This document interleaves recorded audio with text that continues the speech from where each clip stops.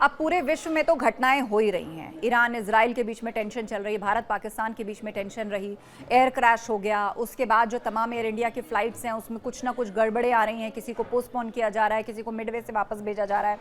इसके अलावा मिसाइल युद्ध जो चल रहा है, डोनाल्ड ट्रंप क्या कह रहे हैं, और कैनेडियन जो प्रेसिडेंट हैं वहाँ के, उन्होंने किस तरह डोनाल्ड ट्रंप के ऊपर कमेंट किया और उनको G7 से जाना पड़ा।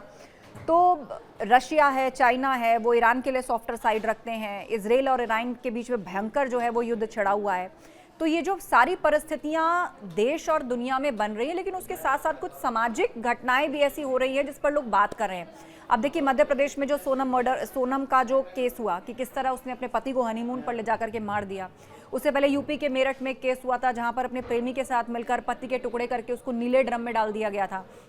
तो ऐसी एग्रेसिव घटनाएं, महिलाओं के लिए सख्त कानून बनाए गए ताकि उनका उत्थान हो सके, उन पर अत्याचार ना बने। लेकिन अब महिलाओं का जो एक ये चेहरा निकल करके सामने आया है, हर कोई एक जैसा नहीं होता, कुछ किरदार ऐसे होते हैं जो ऐसी बहस छेड़ देते हैं जिन पर सोचने पर मजबूर कर देते हैं। अब क्या इसका भी कोई ग्रहों से कनेक्शन है? क्योंकि कहा जा रहा था सोनम भी मांगलिक है, उसका पति भी मांगलिक है, तो फिर वो मंगल वाला फैक्टर कहाँ गया? मतलब बहुत कुछ मैंने इससे, क्योंकि देखिए मुझे तो ग्रह नक्षत्रों की जानकारी नहीं है, मैं तो आप लोगों के लिए सवाल पूछ सकती हूँ। अब जब मैंने ये सवाल किया उनसे कि भाई ये तो मानव स्वभाव है, चलिए आपने देश विदेश की घटनाओं को मंगल से जोड़ दिया, या भारत पाकिस्तान में क्या हो रहा है उसको मंगल से जोड़ दिया, एयर क्रैश और उसके एयरलाइंस के नंबर को आपने जोड़कर 9 बना दिया। अब इस सामाजिक या क्रिमिनल माइंड की घटनाओं पर आप क्या कहेंगी? तो फिर उस पर भी उन्होंने जवाब दिया। सबसे पहले तो उन्होंने अपनी डायरी के पन्ने पलटे, कोई चार्ट खोला, कोई रेक्टेंगुलर चार्ट था, उसमें कुछ अलग अलग लिखा हुआ था, और उस चार्ट को पढ़ने के बाद फिर उन्होंने मुझे इस बारे में बताया, और फिर ये भी बताया कि आम आदमी क्या ध्यान रख सकता है, और क्या सब कुछ अशुभ होने वाला है, या क्या सब कुछ जो है वो उल्टा ही होगा इस पूरे साल में। अब ऐसा तो हो नहीं सकता ना कि भाई 365 दिन साल में होते हैं, वो 365 के 65 दिन डिस्ट्रक्टिव होंगे। तो उस पर उन्होंने काफ़ी देर तक अपनी डायरी पलटी, पन्ने पलटे, कुछ लिखा, कुछ गुणा भाग किया। उसके बाद जो उन्होंने मुझे बताया वो मैं आपको दिखा देती हूँ। मंगल का साल है, अमंगल करेगा। मंगल और केतु की युति अभी 28 जुलाई तक बनी हुई है, तो ये युति ही इस समय ऐसी बन रही है जहाँ पे मास डिस्ट्रक्शंस चल रही हैं। सोनम और राजा रघुवंशी के केस में दोनों मांगलिक थे, लेकिन आइडियल मैच नहीं था, क्योंकि एक का मंगल पॉजिटिव था, एक का नेगेटिव था।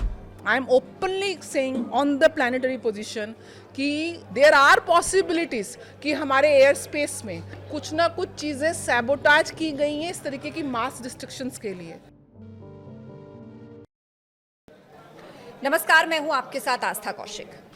पूरे विश्व में अलग अलग तरह की घटनाएं इस वक्त हो रही हैं जो सबका ध्यान खींच रही हैं। कहीं जंगलों में आग लग रही है, कहीं विमान हादसा हो गया है, कहीं पर जंग के आसार हैं, तो कहीं जंग चल रही है और स्थिति बढ़ती जा रही है। और स्थिति यहाँ तक आ पहुंची है कि ऐसा लग रहा है कि कहीं पूरा विश्व 2 गुटों में जाकर ना बट जाए, जैसा हमने विश्व युद्ध यानी वर्ल्ड वॉर्स के टाइम पे पूर्व में देखा है। ये सब कुछ क्यों हो रहा है? पूरी दुनिया में एक्सपर्ट्स इसको अपने अपने तरीके से समझा रहे हैं। कोई डिप्लोमेसी के एंगल से समझा रहा है, कोई नेशनल सिक्योरिटी के एंगल से समझा रहा है, कोई किस देश की क्या नीति है, उसके क्या एम्बिशंस हैं, उस आधार पर अपनी राय रख रहा है।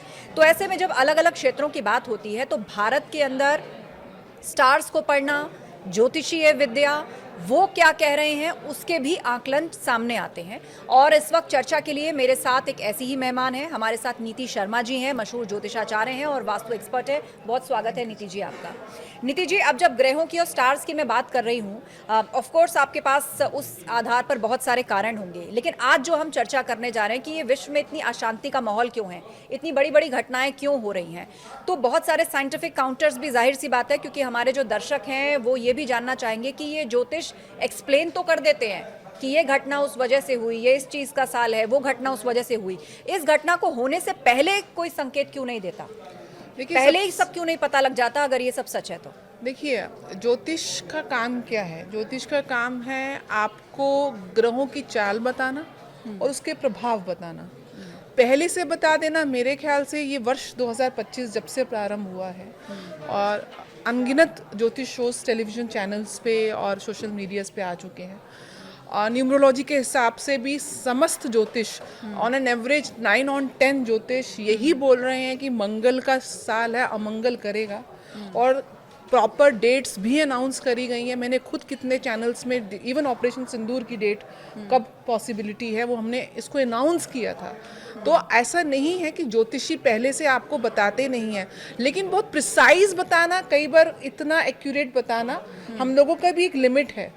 एकदम प्रिसाइज बताना is not possible to an extent, but हाँ उसके प्रभाव को बताना मतलब उसकी तरफ और इशारा हम करते हैं। और सच्ची बात यह है कि जब ग्रहों की चाल उल्टी चलती है, जब उनके प्रभाव होते हैं, तो आप कितनी ज्योतिष जानते हैं, आप कितने प्रोएक्टिव मेजर्स ले लेते हैं, बट जो घटना घटित होनी है वो होके रहती है। आपकी क्योंकि मृत्यु देखिए लिखी हुई है। ये भी हाँ। कहते हैं ना आम परिवारों में कि होनी को कोई नहीं टाल सकता, ये बताया निश्चित जाता है रूप कि से। जो समय में निश्चित है वो होकर रहेगा।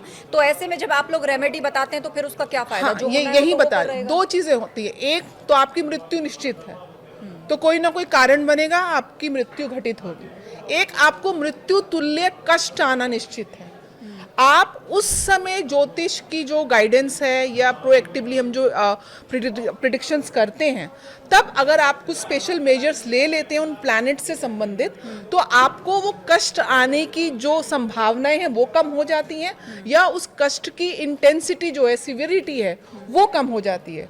फॉर एन एग्जाम्पल, अभी जो अहमदाबाद में विमान हादसा हुआ उसमें केवल एक व्यक्ति सर्वाइवर बना, तो कुछ तो उसकी कुंडली में योग होंगे और कुछ बाकी उसमें योग होंगे कि वो इस दुर्घटना में मृत्यु को प्राप्त होकर और ये अकेला इंसान बच गया।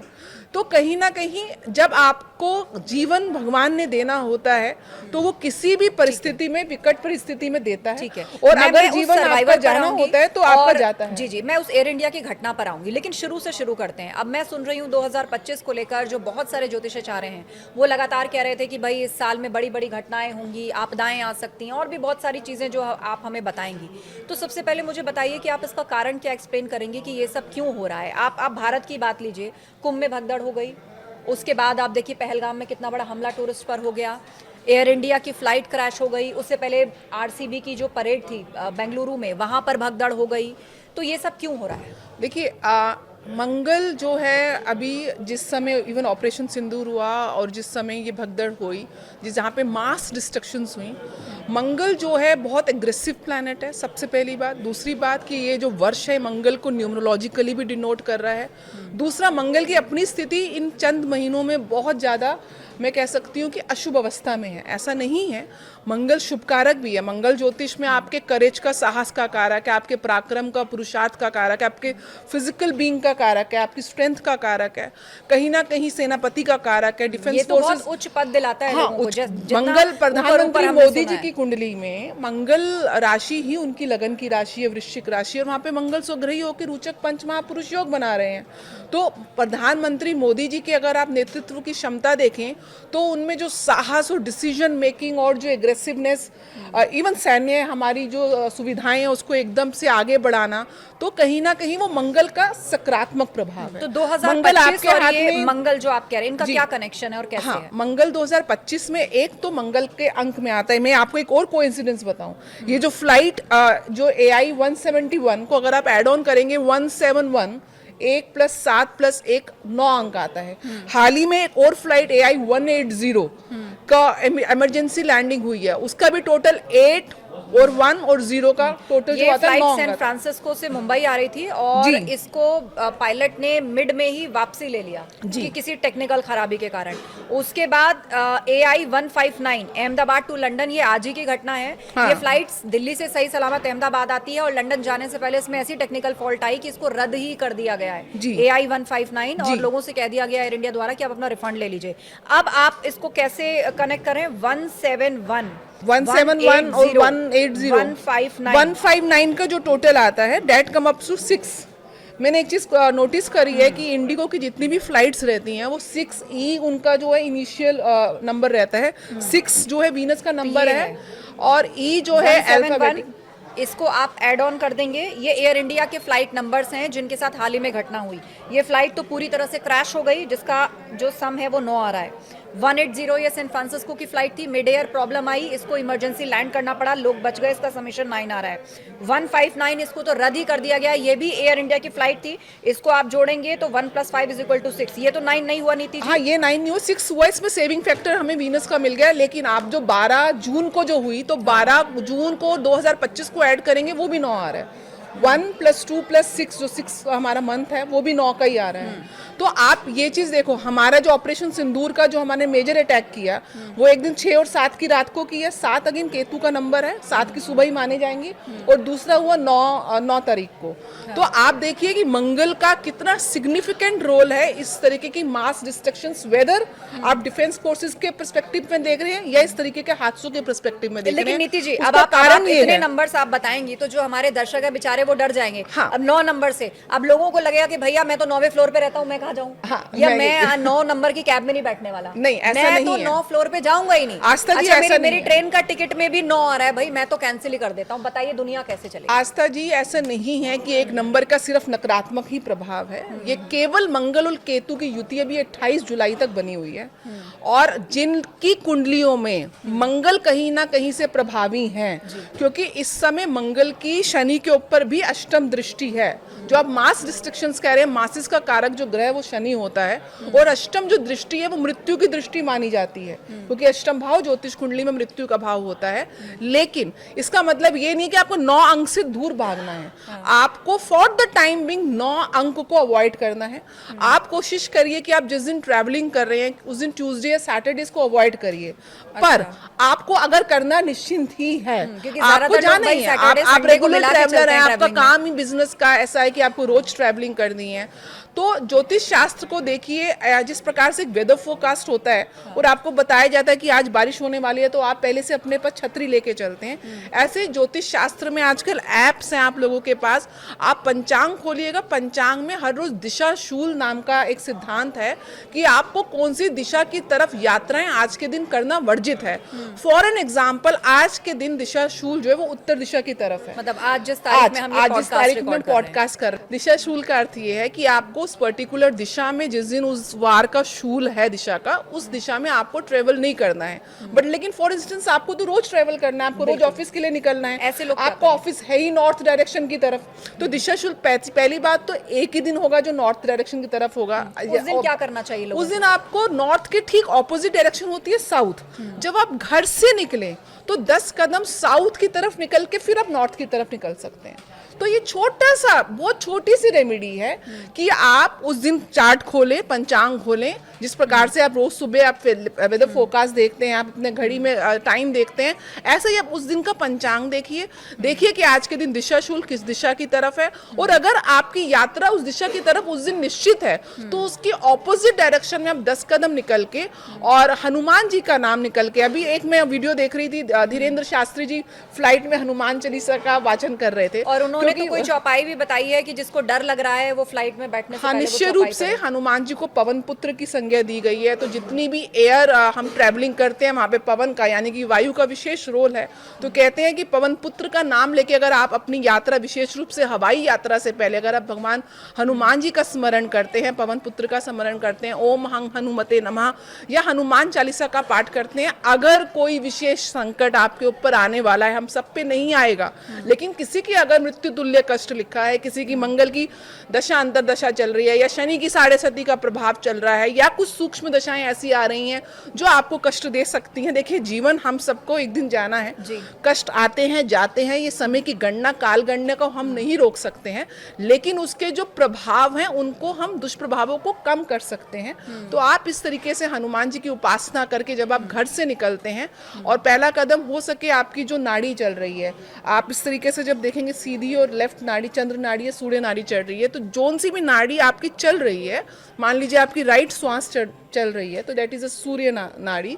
तो आप पहले राइट पांव घर से बाहर निकले। छोटे छोटे से दिनचर्या में लाने वाले ये उपाय हैं जो आपको इन जनरल हेल्प करते हैं। नीति जी, एक और सवाल है कि ये जो अहमदाबाद वाली फ्लाइट क्रैश हुई है, इसका क्या मंगल से कनेक्शन है, और अगर है तो क्या 242 लोग इसमें सवार थे, 242, क्या सभी का मंगल खराब था, एक को छोड़ के? नहीं, ऐसा नहीं है। मंगल सबका खराब था ऐसा नहीं कह सकते हैं। मैं बार बार कह रही हूँ कि ये इस तरीके की प्रिडिक्शंस हम लोग कर रहे हैं कि मास डिस्ट्रक्शंस के योग बने हुए हैं, चाहे वो वॉर्स हो रही हैं, इजराइल ईरान की वॉर आप देख लें, रशिया यूक्रेन की वॉर देख लें, ऑपरेशन सिंदूर में भी आप देखिए कि आप चाहे आपने आतंकवादी ढाई लेकिन हत्याएं तो हुई ना, मतलब जीव आत्माओं का तो नाश हुआ ही। तो ये युति ही इस समय ऐसी बन रही है जहाँ पे मास डिस्ट्रक्शंस चल रही हैं। सब पे मंगल का दुष्प्रभाव नहीं हो सकता, लेकिन आप जब उस पर्टिकुलर डेट में आप देखिए कोइंसिडेंस कैसा आ रहा है, 9 अंक की डेट आ रही है, 9 अंक फ्लाइट का आ रहा है, कहीं ना कहीं 1:38 पे उस समय जब मैं चार्ट देखा था तो चंद्रमा जो थे वो प्लूटो के बिल्कुल 9 डिग्री के आसपास थे। प्लूटो को हम कभी इग्नोर नहीं कर सकते, यम का देवता माना जाता है। तो जब उस समय का चार्ट था तो बहुत क्लोज प्रॉक्सिमिटी में चंद्रमा थे।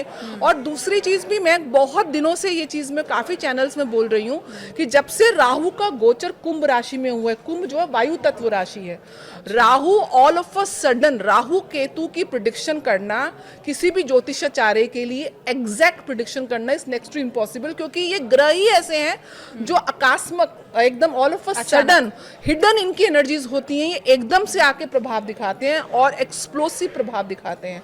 राहु एक्सप्लोजन का कारक बनता है, केतु टर्मिनेशन का कारक बनता है। जब आप इसकी आध्यात्मिक स्टोरी समझेंगे तो किस प्रकार से स्वरभानु नामक राक्षस ने छल से अमृत का पान किया और भगवान विष्णु ने जब इनको खंडित किया तो गला काट के जो केतु वहीं पे विष्णु जी के चरणों में गिर गया और राहु का की सर था वो दूर जाके गिर गया। तो आप देखिए कि किस प्रकार से टर्मिनेशन का काम केतु की प्रेजेंस में होता है। और एक चीज मैं और बताना चाहूंगी आस्था जी, हम इस चीज को इग्नोर नहीं कर सकते, राहु आर्टिफिशियल इंटेलिजेंस और टेक्नोलॉजी को भी डिनोट करता है और केतु कोडिंग को डिनोट करता है। देयर आर पॉसिबिलिटीज कि हमारे एयर स्पेस में, हमारे डेटा सिस्टम में, हमारी एआई इंटरफेस में कुछ ना कुछ चीजें सैबोटाज की गई हैं इस तरीके की मास डिस्ट्रक्शंस के लिए।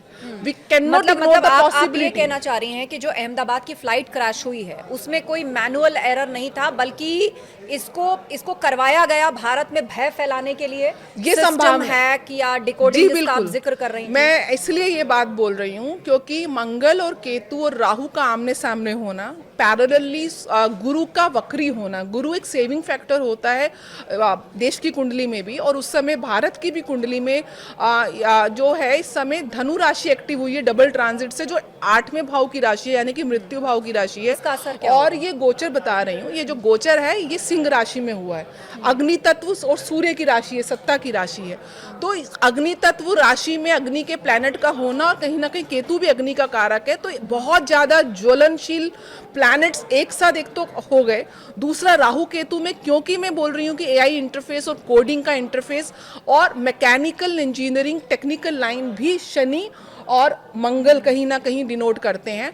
तो यहाँ पे ऐसा भी संभावनाएं हैं कि इसके पीछे जो भारत विरोधी ताकतें हैं वो कहीं ना कहीं आज की डेट में प्रॉक्सी वॉर का जमाना है, लोग डायरेक्ट वॉर नहीं करते हैं। तो इस तरीके से ये एक एलिमेंट हो सकता है, बिल्कुल संभावना हो सकती है। जो ग्रहों की स्थिति में देख रही हूँ, आप एआई इंटरफेस को, आपके डेटा हैकिंग को या ब्लैकनेट के थ्रू इसके प्रभाव को, हमारी फ्लाइट्स के जो कंप्यूटर सिस्टम है, डेटा सिस्टम है, उनकी हैकिंग के इंटरफेस की वजह से एकदम से डबल इंजन फेलियर हो जाना, which is out of manual reach, और इमीडिएटली उसको काउंटर हम नहीं कर पाए। लेकिन नीति जी और भी तो फ्लाइट्स हैं उसके बाद। आज मुझे लगता है कि आज क्या तारीख है, आज 17 तारीख है जब हम ये पॉडकास्ट रिकॉर्ड कर रहे हैं। 12 तारीख की घटना हुई, लगभग 5 दिन बीत चुके हैं। कई फ्लाइट्स ऐसी हैं एयर इंडिया की ही जो इंजन में खराबी के चलते या तो टेक ऑफ के तुरंत बाद वापस आ गई, किसी को रद्द कर दिया गया, और ये वर्ल्ड वाइड हो रहा है। एक ब्रिटिश एयरवेज की भी फ्लाइट थी, उसके साथ भी कोई टेक्निकल गड़बड़ हुई थी इस हादसे के थोड़े टाइम बाद, उसको भी फौरन वापस एयरपोर्ट पे लैंडिंग उसकी करवाई गई थी। तो क्या ये सब कुछ जो है इस सब के पीछे आप कह रही हैं कि सिर्फ साजिशें हो सकती हैं, या क्या हो सकता है? Possibility of terrorist interface is strong. I am openly saying on the planetary position कि देश विरोधी या ह्यूमैनिटीज़ के जो अगेंस्ट जो फोर्सेस काम कर रही हैं, जिसको आप टेररिज्म दो, अलगाववाद दो, जो नाम दो, they are technically sound people. जब वर्ल्ड ट्रेड टावर में भी अटैक हुआ तो वो ट्रेंड इंजीनियर्स थे। तो आप देखेंगे कि किस प्रकार से जो टेक्निकली साउंड लोग हैं, ट्रेंड लोग हैं, अपनी अपनी फील्ड में एक्सपर्टीज़ हैं, एआई में एक्सपर्टीज़ हैं, वो अब जब उनकी मानसिकता यही है कि हमको अपना जो भी एजेंडा है, टेरर फैलाना है, भय को फैलाना है, तो उसको अब डायरेक्टली नहीं करके इस तरीके से आज, क्योंकि देखिए आज सारा ही चीज़ एआई बेस हो चुका है, डिजिटल हो चुका है, तो जितना इसको आप सैबोटाज करके आप इनके सिस्टम को ही आप कर दीजिए, क्योंकि आपकी जब इकोनॉमी ग्रो कर रही होती है तो ऑब्वियसली जो आपके विरोधी ताकतें होती हैं उसको रोकना चाहेंगी, और रोकने के लिए इससे बड़ा सशक्त टूल उनको मिलेगा नहीं कि आपके पूरे सिस्टम को ही वो किसी न किसी तरीके से हाईजैक करने का प्रयास अंदर एक करें। ऐसा भय का माहौल बनाए, क्योंकि हमारी इकोनॉमी में आप देखिए इस सब का बहुत बड़ा योगदान है। लोग आते हैं जाते हैं, टूरिज्म है, टूरिस्ट पर हमला हुआ, फ्लाइट को इस तरीके से क्रैश हो जाना, वो अपने आप में हालांकि ब्लैक बॉक्स मिल गया है, अब असल वजह जो साइंटिफिक वजह है वो सामने आएगी, उसका सबको इंतजार है। तो आपका कहना ये है कि ये सैबोटाज हो सकता है, ये कोई आतंकी घटना हो सकती है, भारत के विरोध में कोई प्लानिंग बड़ी हो सकती है जिससे यहाँ की इकोनॉमी को चोट पहुंचाई जा सके? निश्चित रूप से भारत इस समय जिस प्रकार से ग्रोइंग इकोनॉमी है, वर्ल्ड लीडरशिप में आप देख रहे हैं हमारे प्रधानमंत्री कहीं ना कहीं एक अलग जोन में खड़े हैं। हर जगह जो जियोपॉलिटिकल आप चीज़ों को समझिए, हमारी टेक्नोलॉजी को समझिए, न्यूक्लियर टेक्नोलॉजी को समझिए, चाहे हमारे आप स्पेस टेक्नोलॉजी को आप समझिए, जिस तरीके से हर क्षेत्र में भारत एक डिजिटल टेक्नोलॉजी अपने आप में एक रिवोल्यूशनरी है भारत के अंदर। And the main thing is this is the only country in the world which has the largest human force. हमारे पास यूथ की ताकत, ह्यूमन फोर्स की ताकत सबसे ज़्यादा है, तो उसको कैसे वीक किया जाए। जब हमारे पास अपनी पॉपुलेशन की ताकत है, दूसरी तरफ हम टेक्निकली भी साउंड हो रहे हैं, सेमीकंडक्टर डिवाइसेस में आ रहे हैं, एआई हो रहे हैं, और हम जिस प्रकार से आगे बढ़ रहे हैं, तो उस प्रकार से जो भारत विरोधी ताकत है और जो इस समय शिखर में देश है, नोबडी वांट्स कि हमें कंपटीशन मिले, तो डायरेक्टली और इनडायरेक्टली, जैसे मैं बार बार कह रही हूँ, आजकल ट्रेंड ही प्रॉक्सी वॉर का है कि आपके दुश्मन के माध्यम से आपको सैबोटाज करना है, आपको हार्म करना। और अब क्योंकि एआई का ज़माना है, और मुझे एलॉन मस्क की वो लाइन भूलती नहीं है कि mark my words, AI will be far more dangerous than human intervention. And this is a fact of today कि आर्टिफिशियल इंटेलिजेंस और कंप्यूटर टेक्नोलॉजी, डेटा टेक्नोलॉजी जिसकी हम बात कर रहे हैं, वो उसके ऊपर भारत को बहुत ज़्यादा, उसकी हैकिंग के ऊपर, उसकी टेक्नोलॉजी कैसे वो सैबोटाज कर सकते हैं, उस कॉन्सेप्ट के ऊपर हमको एक्सरसाइज करने की बहुत ज़्यादा आवश्यकता है, क्योंकि तो ये एक जो मीडियम है। भारत और पाकिस्तान के बीच में सैन्य द्वंद्व हुआ अभी पिछले दिनों, उसके बाद भारत ने ऑपरेशन सिंदूर चलाया, तो क्या इसका भी इस ग्रह से कोई कनेक्शन है, या ये भी निश्चित था कि भाई ऐसी स्थिति बनेगी, और क्या आगे भी ऐसा कुछ देखने को मिल सकता है? देखिए यही प्रिडिक्शंस तो हम बोल ही रहे हैं कि इस वर्ष, इवन मैं तो आपको यहाँ पे बोल के जा रही हूँ, हमारे नॉर्थ ईस्ट के बॉर्डर्स भी इनसिक्योर हैं। सिर्फ पाकिस्तान वाली साइड नहीं है, मैं नॉर्थ ईस्ट की बात भी कर रही हूँ, जो हमारे चाइना को जो हमारे बॉर्डर्स हैं, they are also insecure. We need to have a very very strong check on the borders, क्योंकि द पॉसिबिलिटी बॉर्डर्स में कुछ अनरेस्ट हो is quite possible across the year. और ये स्थिति किस तारीख या किस महीने तक बन रही है? ये अभी जुलाई तक तो स्थिति बन रही है, उसके बाद थोड़ा आएगा, उसके बाद सितंबर में भी आप देखेंगे कि सूर्य ग्रहण आ रहा है 21 सितंबर को, तो सितंबर के महीने एकदम से एग्रीवेट होगा। फिर अक्टूबर में जब गुरु जो हैं वो अपनी उच्च राशि में जाएंगे, क्योंकि गुरु भी इस वर्ष अतिचारी हुए हैं, तब थोड़ा आपको एक सेविंग फैक्टर मिलेगा। तो यहाँ पे हमको अपनी डिफेंस फोर्सेस को और हमारे इकोनॉमी को पैरेलली हैंडल करना बहुत ज़रूरी है, क्योंकि भारत की कुंडली में मंगल केतु की इस समय युति 4th हाउस, जो कि कहीं ना कहीं भारत की लैंड को दिखाता है, आवाम को दिखाता है, हमारे देश की जनता को दिखाता है। तो possibility of civil wars to an extent ऐसे बॉर्डर्स पे उसकी भी पॉसिबिलिटी है। तो इसलिए मैं वही कह रही हूँ, ज्योतिष आपको पहले से बता रहे हैं, तो सरकारों का काम क्या है कि जब इसकी संभावनाएं बढ़ जाती हैं, तो इनसे रिलेटेड आपके जो भी डिपार्टमेंट्स हैं, आप उनको पहले से एक्सरसाइज करने के लिए बोल दीजिए और उस पर काउंटर चेक करिए। This is more important to take astrology as a helping hand to you know plan your future, आपके जो भी आपकी स्ट्रेटजीज हैं उसमें वो हेल्प करता है ताकि उसका डैमेज आप मिनिमम कर सकें। देखिए, देश में और विश्व में कई ऐसी घटनाएं हो रही हैं, जैसे इस वक्त ईरान और इजराइल का जो वॉर है वो बिल्कुल जिसे कहते हैं एक ऐसी स्थिति पर जा खड़ा हुआ है कि अब वहां से कुछ भी हो सकता है। इजराइल जो पहले से ही एक ऐसा देश है कि उस पर जिसने अटैक किया पूरे आक्रामकता के साथ इजराइल उसको खत्म करके मानता है, लेकिन अब ऐसी आक्रामकता ईरान ने भी दिखाई है जी। और अब इंतजार है कि भाई इजराइल क्या करेगा। और हम इसके बारे में बात क्यों कर रहे हैं, क्योंकि अमेरिका इजराइल को वार्न कर रहा है। ईरान की जो नज़दीकी है या जो उसकी गुड बुक्स है वो चाइना के साथ है, वो रशिया के साथ है, वो नहीं चाहेंगे पाकिस्तान के साथ है, पाकिस्तान बर्बादी ना हो। उसको तो कहीं ना कहीं विश्व क्या दो गुटों में बंटता जा रहा है? क्या ये कोई वर्ल्ड वॉर जैसी स्थिति उत्पन्न कर सकता है अकॉर्डिंग टू यू, जो आपकी गणनाएं हैं? देखिए, वर्ल्ड वॉर की स्थिति जो सबसे ज्यादा हमारे जो शास्त्रों में जो भयानक युद्ध अगर हम बोलें तो वो महाभारत काल का युद्ध देखा जाता है, और उस समय मंगल, केतु और शनि की युति थी, जो ये अब भी आज बन के रही है। परिप्रेक्ष्य में नहीं है। मंगल और केतु की युति है वो फॉर द टाइम भी, लेकिन आज के परिप्रेक्ष्य में नहीं है। और एटॉमिक क्या पावर्स का यूज होगा, मैंने हिरोशिमा नागासाकी जो 1945 में अटैक्स हुए थे तब भी शनि मंगल केतु की एक्सिस थी, तो आज के संदर्भ में वो एग्जैक्टली कॉम्बिनेशंस नहीं है।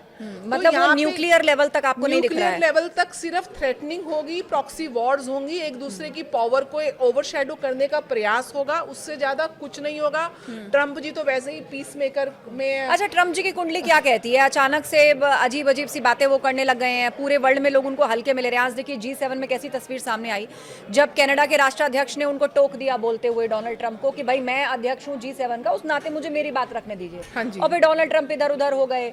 भारत के लिए वो कह रहे हैं मैं इनकी जंग रुकवाऊंगा, ईरान इजराइल के लिए कह रहे हैं अब जरा यहाँ की भी जंग रुकवा दो। तो ये क्या हो रहा है? डोनाल्ड ट्रंप क्या ये भरोसेमंद अमेरिका के लीडर साबित होने जा रहे हैं विश्व के लिए? I don't think so. अभी प्रेजेंटली ट्रम्प को ऐसा लग रहा है कि एक तो उनका एक लास्ट परफॉर्मिंग सेशन रहेगा, ठीक है। दूसरा वो ये चाहते हैं कि वो एक ऐसा अमेरिकन लीडर उभर कर आए कि जिसका जो कंट्रोल है वो कहीं ना कहीं पूरे वर्ल्ड पे रहे, पीस मेकिंग में, या समहाउ बैकग्राउंड चौधराहट भी चलती रहे उनकी। तो ट्रम्प जो है वो इंपल्सिव नेचर के इंसान हैं। जिस प्रकार से इलॉन मस्क ने उनको सपोर्ट किया और अब आप देख रहे हैं कि किस प्रकार से उनके आपस में वहाँ भी विच्छेद हो रहे हैं, तो ही इज़ वेरी एक समझ अवसरवादी इंसान है। उसको सिर्फ कैश करने की उनकी स्थिति है, और मैं फैक्टर बहुत है। अहंकार आप कह लीजिए या अपनी सुप्रीमेसी दिखाने के लिए बात कह लीजिए कि I am the supreme most leader in the world. इनका होगा क्या? मतलब अभी देखिए, अभी प्रेजेंटली अगर मैं प्रश्न कुंडली लगाऊं तो इस समय गुरु बुध सूर्य कन्या लगन का उदय हो रहा है। प्रेजेंटली ट्रम्प जो है वो अपनी इमेज पे इतना ज़्यादा कॉन्शियस है कि उसको वर्ल्ड लेवल पे उसको एक प्रकार से उसको आउटशाइन करने का प्रयास करेंगे। लेकिन चंद्रमा और राहु की युति है, चंद्रमा मन का कारक है और राहु चंद्रमा पे ग्रहण लगाता है, यानी कि मानसिक तौर पे ट्रम्प का balance is not good. His intellectual जो सपोर्ट है दैट इज गुड, बट अगर इमोशनली लेवल पे मैं समझूं तो ट्रम्प के जो डिसीजन मेकिंग बहुत जल्दी फैसले बहुत जल्दी, क्योंकि मंगल की भी दृष्टि आ रही है, मंगल केतु के साथ वैसे युति में है, तो ओवरऑल देखेंगे कि इसका डिमेरिट ट्रम्प की जो लॉन्जेविटी है, उनकी जो कार्यकाल है वहाँ पे, उस पर बहुत नेगेटिव पड़ने वाला है। अच्छा, आपने लॉन्जेविटी की बात करी तो प्रधानमंत्री मोदी को लेके भी, मतलब मैं तो सुन ही रही थी अलग अलग ज्योतिषाचार्यों को, तो बहुत से लोगों ने ये भी कहा है कि वो ये कार्यकाल पूरा नहीं करेंगे। कुछ लोगों ने तो तारीख भी दी है कि जी 2027। अब भारत में इतनी बड़ी बड़ी घटनाएं हो रही हैं, आप देख रहे हैं कि विपक्ष भी अलग अलग तरह के सवाल जाहिर सी बातें खड़े कर रहा है। तो इस 2025 और इस प्लानिटरी सिचुएशन को देखकर आप प्रधानमंत्री मोदी के बारे में क्या बताएंगे? देखिए, मोदी जी की कुंडली में मंगल की महादशा चल रही है। अच्छा, मंगल इसका क्या मतलब होता है? मंगल में बताती हूँ, जैसे मंगल की बात कर रहे हैं, मंगल की बात कर रहे हैं। अच्छा। क्योंकि उनका Mangal is the best planet in his chart. क्यों? एक तो वो लगन लॉर्ड है। ऋषि पराशर कहते हैं कि लगन और लगन लॉर्ड से ज्यादा इंपॉर्टेंट आपकी कुंडली में कोई प्लैनेट नहीं है, and which is universally applicable to all the kundlis. Number 1, मंगल जो हैं वो स्वग्रही होके लगन में बैठे हैं, तो मंगल जैसे मैंने बताया करेज का कारक है, रोबस्ट हेल्थ देता है। इस एज में भी हमसे और आपसे ज़्यादा वो काम कर रहे हैं, तो ऊर्जा मिल कहाँ से रही है उनको? वो ऊर्जा वो मंगल ग्रह ही दे रहा है जो लगन में बैठा हुआ है। रुचक नाम का पंच महापुरुष योग बना रहा है, साथ में चंद्रमा नीच के बैठ के उनका नीच भंग हो रहा है, और यहाँ चंद्रमा उनके भाग्येश हैं। तो ओवरऑल अगर मैं मोदी जी की कुंडली देखूं, गुरु उनका केंद्र में बैठा हुआ है, तो वो भी नीच भंग की क्वालिटी को और कर रहा है।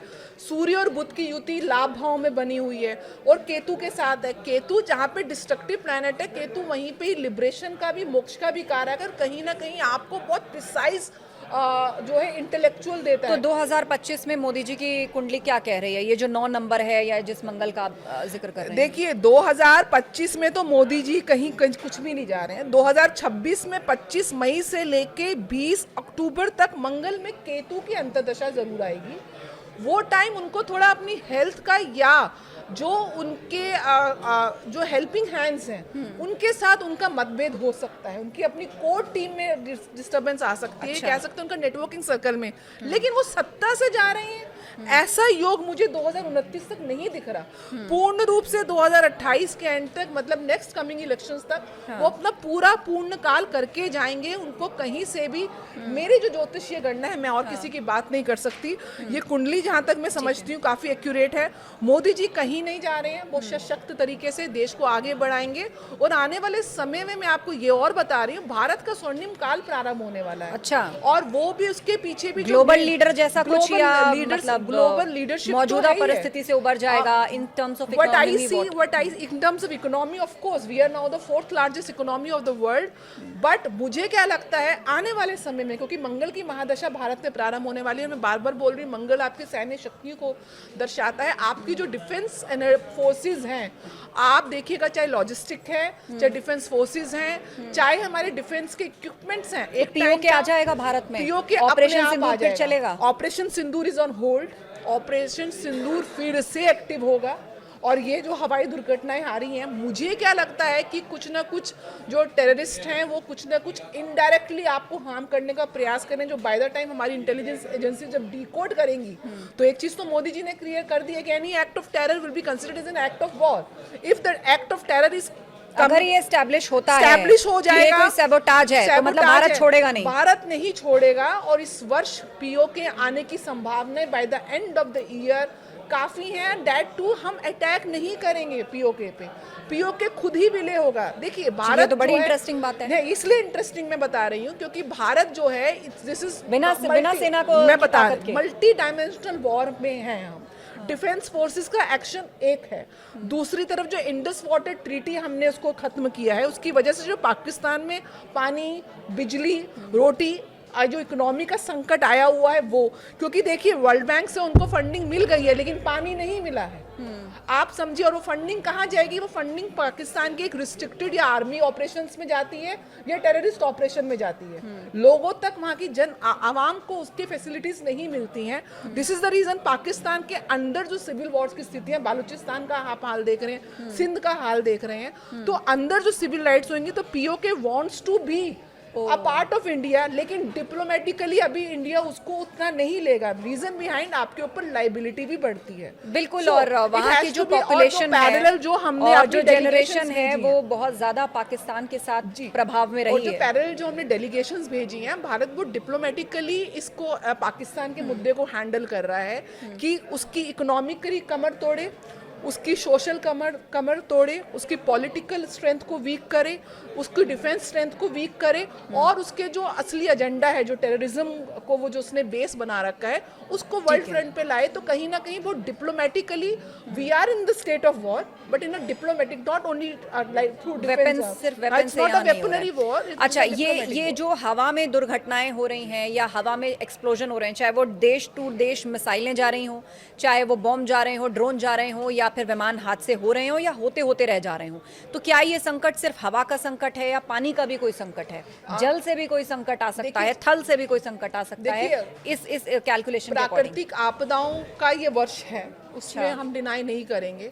और आप देख रहे हैं कि जहाँ बारिश हो रही है वो भी एक्सटेंसिव हो रही है, तो कहीं ना कहीं पानी से भी सुनामी जैसे संकट आने की संभावनाएं हैं। लेकिन इस पर्टिकुलर काल में 2 संकट प्राइमरी हैं, एक आग जनित या आक्रमण या टेररिस्ट अटैक, दूसरा हवा से संकट, एयर स्पेस से रिलेटेड संकट। चाहे हम जैसे विमान देख रहे हैं, अगर आप इनकी परसेंटेज देखेंगे तो हवा से संकट, आगजनी के संकट कंपैरेटिवली ज्यादा होंगे। ये इंडिया की बात करें, पूरे विश्व की बात करें, ग्लोबल में, और उसमें भी जो नॉर्थ नॉर्थन और eastern part of the globe है और जो मिडिल ईस्ट है वहाँ पे संकट ज़्यादा दिख रहा है। समाज में भी बहुत उथल पुथल मची हुई है। 2025 में ऐसे ऐसे केसेस आ रहे हैं। अब आप देखिए मेरठ में अपने प्रेमी के साथ मिलकर अपने पति के टुकड़े करके नीले ड्रम में एक लड़की ने भर दिए। हाल ही में देखिए मध्य प्रदेश में जो हत्याकांड हुआ है उसमें भी कहा जा रहा है कि वो मांगलिक थी लड़की। जी जी। तो उसने अपने पति के लिए कॉन्स्पिरेसी करी, हनीमून पर ले गई, वहां उसकी हत्या कर दी। एक और हत्या वो प्लान करना चाह रही थी।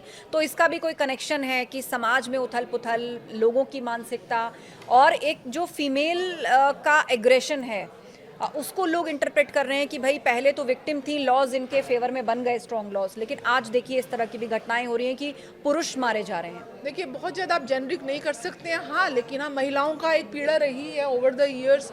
आप कहीं this is the only reason, no this is not the only reason. व्यक्तिगत रीज़न हो सकते हैं। सोनम की कुंडली मैंने देखी है, उसकी कुंडली में नीच के मंगल है, मांगलिक है लेकिन नीच के मंगल है। तो कहीं ना कहीं उनकी कुंडली में मंगल का दुष्प्रभाव है। मैंने कहा ना सकारात्मक प्रभाव है। एक मंगल आपको हाथ में बंदूक देता है, आप सेना, आप बॉर्डर्स पे जाके सेना में बैठ के आप रक्षा करते हो। दूसरा मंगल आपको बंदूक देता है, आप हत्या करते हो और अपराध करते हो। कॉन्स्पिरेसी। तो बहुत मंगल है पॉजिटिव। जब मंगल नेगेटिव एस्पेक्ट में होता है तो सोनम जैसा व्यक्ति बनाता है, जब पॉजिटिव एस्पेक्ट में होता है तो आपको सेनापति बनाता है। तो यहाँ पे बार बार मैं बोल रही हूँ कि मंगल की दुष्प्रभाव है आपके मन के ऊपर। एक जो क्योंकि मंगल ओवर एक्सर्शन देता है, एंजाइटी का इशू देता है, कहीं ना कहीं चंद्रमा जब पीड़ित होता है तो डिप्रेशन का भी इशू आता है। तो आप देखेंगे जो इम्पल्सिव नेचर है, इमीडिएटली आप रिएक्टिव हो जाते हैं। अभी हाल ही में अभी कल आज की न्यूज़ देख रही थी कि कहीं पार्किंग को लेके विवाद हुआ तो एकदम से मारना पीटना स्टार्ट हो गया। तो ओवरऑल आप देखेंगे कि मंगल के दुष्प्रभाव के कारण एक व्यापक रूप से हम सबके लोगों के अंदर एग्रेशन आता है, एग्रेशन आ रहा है। एक सहने की जो क्षमता है, पेशेंस कमजोर हो रही है। तो इसके लिए मैं जरूर बोलूंगी कि ज्योतिष में कुछ उपाय दिए गए हैं, मंगल के उपाय करिए। एक तो पानी का इंटेक बढ़ाइए, बिकॉज मंगल अग्नि है। अग्नि जो है जो बहुत ज़्यादा ज्वाला है वो जल के इंटेक से आपकी शांत होती है। तो लिक्विड का इंटेक बढ़ाइए। दूसरा, किसी न किसी फिजिकल एक्टिविटी में अपने आप को इन्वॉल्व करिए, चाहे आप जिम जाइए, चाहे योगा करिए, मेडिटेशन करिए, वॉक पे जाइए, मतलब do involve yourself in a physical activity so that कि मंगल की जो एक्स्ट्रा एनर्जी है वो आप पॉजिटिव डायरेक्शन में यूटिलाइज करें। तीसरा, जितना हो सके इस पर्टिकुलर समय में नॉनवेज को, अल्कोहल को, स्पाइसी फूड को, आप ऑयली फूड को अवॉइड करें, क्योंकि इसका हम कहते हैं कि जैसा आहार वैसा विचार। आपके जो आप खाना खा रहे हैं वो आपके विचारों को कहीं ना कहीं रूप से प्रभावित करता है। मंगल की दिशा साउथ डायरेक्शन मानी जाती है। दक्षिण दिशा यम की दिशा भी होती है, आपके पितरों की दिशा भी होती है, आपके नेम और फेम की भी दिशा भी होती है। तो क्या सोना भी सोच समझ के चाहिए कि कहाँ सर है, कहाँ जी पैर है? बिल्कुल। सोने के लिए तो जो आइडियल डायरेक्शन है वो साउथ ही डायरेक्शन है। मतलब आप सर जब साउथ सोते में हैं, होना सर चाहिए। साउथ की तरफ हो, क्योंकि आपका जो आपके अंदर आयरन है, जो अर्थ की ग्रेविटेशनल फील्ड है वो नॉर्थ टू साउथ जाती है। आपके अंदर भी आयरन है, मतलब लोहा तत्व है। तो जो आपकी जो डायरेक्शन है, फ्लो ऑफ ब्लड है, जब वो राइट डायरेक्शन में होगा तो आपके ऑर्गन्स ठीक से काम करेंगे। तो the best ideal direction to sleep is your head towards the south direction. तो वो तो बोला ही जाता है कि साउथ डायरेक्शन की तरफ सर रखें। अच्छा, लड़का भी मांगलिक है, लड़की भी मांगलिक है। हाँ जी। तो क्या सही है आपस में? This is one of the aspect. बार बार बोल रही हूँ कि एक मांगलिक की दूसरे मांगलिक से शादी होना ये एक कंडीशन है। अच्छा। मंगल एक मात्र, आपको मैं बोलूँ 20 से 25% रोल होता है। उसके अलावा आपके बाकी ग्रह कैसे मिल रहे हैं, गुण मिलान, अष्टकूट मिलान कैसा है, आपकी दशा अंतर दशा कैसी है, व्यक्ति की दूसरे व्यक्ति की अंतर दशा कैसे चल रही है, प्लैनेट्स एक दूसरे को सपोर्ट कर रहे हैं। अब सोनम और राजा रघुवंशी के केस में दोनों मांगलिक थे, लेकिन आइडियल मैच नहीं था, क्योंकि एक का मंगल पॉजिटिव था, एक का नेगेटिव था। तो आपको ये देखना है कि ऐसा ये जो एक अंडरलाइन कर देते कि मंगल की शादी, मतलब ये कोई थंब रूल नहीं है, ऐसी बहुत सी एस्ट्रोलॉजी शादियां में ये कोई आपको थंब रूल नहीं है दिखाऊंगी कि आप एक जना मांगलिक है, दूसरा नॉन मांगलिक है, शादी अच्छी चल रही है। तो ऐसा this is not a thumb rule, because there are other parameters also Mangal के अलावा जो आपको विवाह में कुंडली मिलान में कंसिडर करने पड़ते हैं। तो इसको हवा मत बनाइए। और मंगल कई बार बहुत सकारात्मक भी होता है, तो हमेशा नकारात्मक नहीं होता, वो कुंडली विशेष करके ही होता है। और उसके उपाय भी लिखे हैं, कुंभ विवाह है, मंगल के अनुष्ठान हैं, रक्तदान कर सकते हैं। तो इस तरीके की चीजें करके आप मंगल की जो नेगेटिव एनर्जी को कम कर सकते हैं। अच्छा, ये बताइए मिडिल ईस्ट में क्या होने जा रहा है? ईरान और इजराइल दोनों बुरी तरह एग्रेसिव हैं एक दूसरे पर। उनके देश बहुत सारे सपोर्ट में हैं, बहुत सारे विरोध में है। कौन किसके विरोध में? कोई किसी के साथ प्रॉक्सी खड़ा है, कोई आतंकी संगठन का इस्तेमाल कर। मिडिल ईस्ट में क्या होने जा रहा है? बहुत डिस्ट्रक्टिव है ये साल, मिडिल ईस्ट के लिए बहुत डिस्ट्रक्टिव है।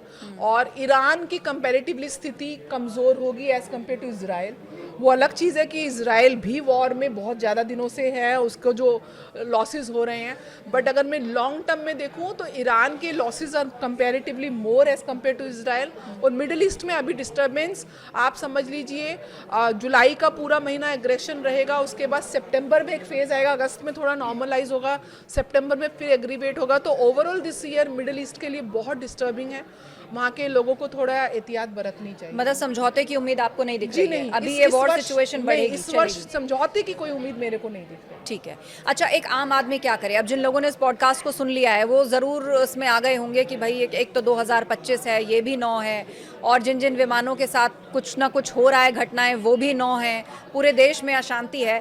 तो एक आम आदमी, उसको आप क्या बताना चाहेंगी कि वो अपने आप को एटलीस्ट ऐसा कोई मेंटल स्ट्रेस ना ले और इन चीज़ों से बचे? तो उनके लिए कुछ देखिए, अगर आप हिंदू धर्म के पालन करते हैं तो बिना किसी संकोच के डेली आप हनुमान जी का हनुमान चालीसा पढ़ें, हनुमान जी के बीज मंत्र ओम हंग हनुमते नमः का पाठ करें, आपके लिए बहुत अच्छा रहेगा। लेकिन इन जनरल आप घर से जब निकलें तो कुछ मीठा खा के, उसमें भी विशेष रूप से गुड़ खा के निकलें और पानी पी के निकलें। पानी का इंटेक बढ़ाएं। इफ़ पॉसिबल आप चांदी के गिलास से पानी पिए, आपके लिए बहुत अच्छा है। मैंने जैसे बताया, फिजिकल एक्सरसाइज में ज़रूर आप 1 से 2 घंटा दिन का निकालिए। उसके बाद आप जितना हो सके स्पाइसी फूड को अवॉइड करिए।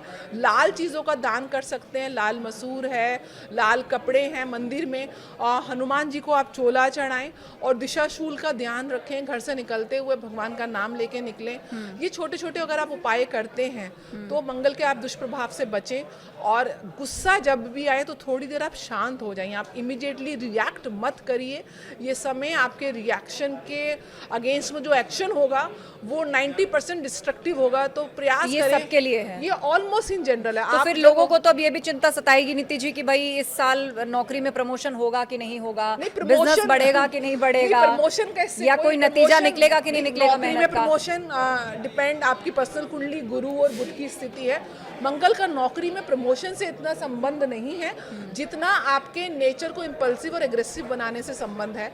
आपको सिर्फ उस नकारात्मक ऊर्जा को सकारात्मक ऊर्जा में कन्वर्ट करना है। ऊर्जा के लिए कहा जाता है energy is never created not destroyed, it just changes one form to another. तो you just need to change the negative form of Mars into a positive form of Mars by exercising, by taking plenty of fluid. जितना आप पानी पिएंगे, जितना आप ध्यान साधना करेंगे और जितना आप अपनी वाणी पे कंट्रोल रखेंगे, जितना हो सके फाउल लैंग्वेज अवॉइड करें, खाने को अच्छा रखें, मंगल आपको दुष्प्रभाव देगा। हनुमान जी का नाम जपते रहें। आपको मंगल इनफैक्ट मंगलकारी भी होता है। बहुत ही किसी कुंडलियों में मंगल आपको शिखर पे पहुंचाता है, क्योंकि आपको वो बहुत ही पॉजिटिव करेज और साहस देता है to take decision in your life at the right time.